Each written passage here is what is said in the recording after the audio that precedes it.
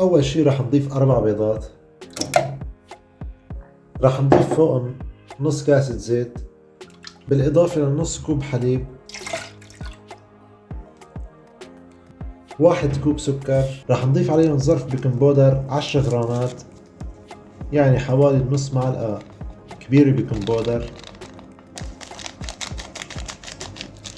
بالإضافة ل5 غرامات فانيليا.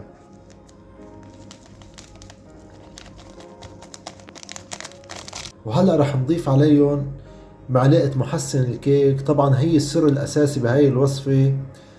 محسن الكيك فيكن تاخدوه من أي محل ببيع مستلزمات الحلويات أو أي محل ببيع معدات الكيك، فيكن تاخدوا من عنده محسن الكيك. هلا رح نضيف كوب ونص طحين. طبعا ضفت هلا الطحين مع الوصفة انه ما خلطت المكونات السائلة مع بعض، ضفت كل المكونات مع بعضها لان هي الوصفة هاي بتعتمد على محسن الكيك. ضفنا كاسة طحين بالاضافة لنص كاسة، صار عنا كاسة ونص طحين. وهلا رح نحطهم على الخلاط مدة 5 دقايق وانتظروا النتيجة كيف رح تكون.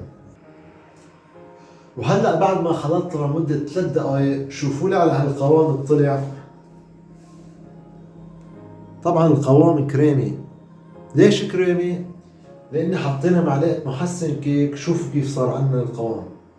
طبعا سر الخلطة هاي هي محسن الكيك، والكيك اللي بنشتريه جاهز بيطلع طري وهش.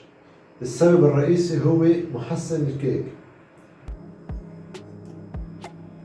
هلا بقي عنا انه نشويها بالفرن.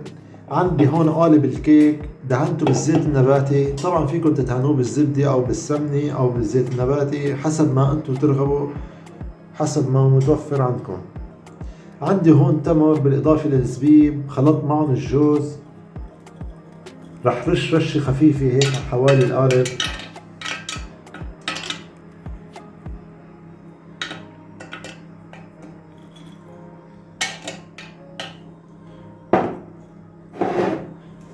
هلا رح اسكب الخليط.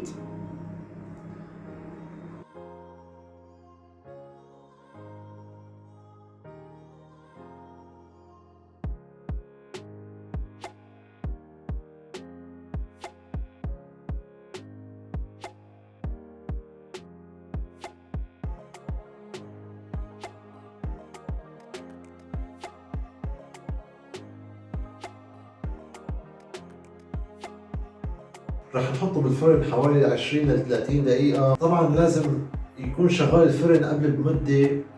رح نحميه على درجة حرارة 180 درجة مئوية. وانتظروا النتيجة، ولا تنسوا تضغطوا على زر اللايك وتشتركوا بالقناة وتشاركوا الفيديو. وهلأ بعد ما استوت عنا الكيكة بتصير عنا بهذا الشكل. شوفوا على هالمنظر هاد بشهي، والطراوة بتجنن. شوفوا كيف رح يكون شكلها من جوا.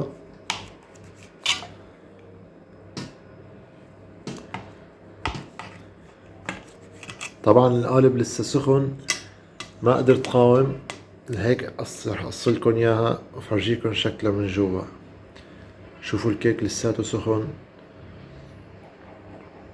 شايفين شكلها بجنن.